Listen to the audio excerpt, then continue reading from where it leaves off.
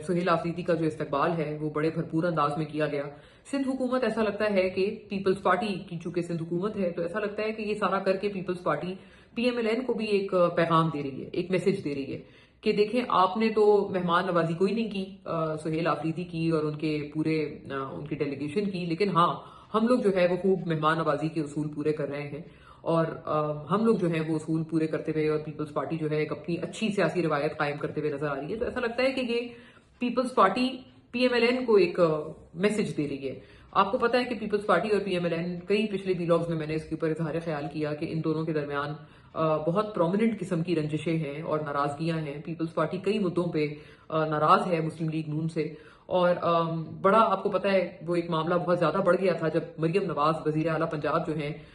उनका एक डायरेक्ट फड्डा पड़ गया था पीपल्स पार्टी की क़यादत के साथ, खासतौर पर तब जब पंजाब में सैलाब वगैरह आए थे।